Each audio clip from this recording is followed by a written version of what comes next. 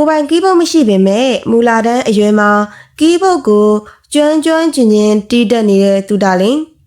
ဆိုရှယ်မီဒီယာကတခါတလေမှာမမျှော်လင့်ထားတဲ့နေရာလေးတွေကနေကျယ်ပွင့်လေးတွေကိုရှာဖွေဖော်ထုတ်ပေးနိုင်တာကြောင့်ကီးဘုတ်ကိုတီးပြနိုင်တဲ့ចောင်းသားလေးသူတာလင်ကနာမည်ကြီးလာခဲ့ပါတယ်သူတာလင်က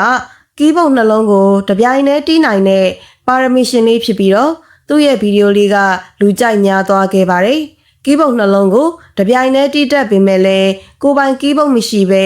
တခြားသူရဲ့ကီးဘုတ်ကိုလေ့ကျင့်ရင်းနဲ့တက်မြောက်သွားခဲ့တာပါသူ့ရဲ့လက်ချောင်းလေးတွေကကီးဘုတ်နှလုံးစလုံးတီးရမှာ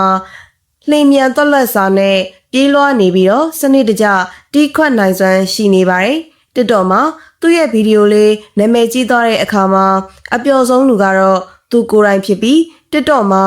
တာကီးဘုတ်တီးတဲ့ဗီဒီယိုပေါက်သွားလို့ဆယ်လီဖြစ်နေပြီလို့မိသားစုဝင်တွေကပြောပြပေးကြပါတယ်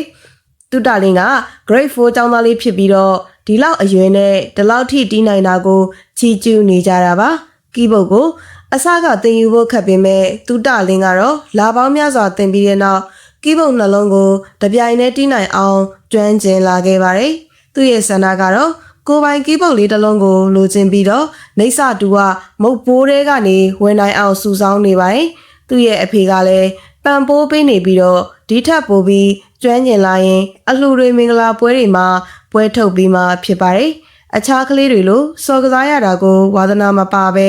ကီးဘုတ်တီးရတာကိုဝါသနာပါတဲ့သူတာလင်ကတစ်ချိန်မှာအောင်မြင်တဲ့ကီးဘုတ်ဆရာတယောက်ဖြစ်ဖို့အတွက်ရည်မှန်းထားပါသေးတယ်အသက်ငယ်ငယ်လေးနဲ့ကီးဘုတ်ကိုတီးနိုင်တဲ့သူတာလင်ကဒီထက်မကပို့ပြီးတော့အောင်မြင်လာနိုင်မလားဆိုတာအမြင်လေးတွေကိုပြောပြပေးခဲ့ပါအောင်ကျွန်တော်ကတော့အေလီယာနာပဲဖြစ်ပါတယ်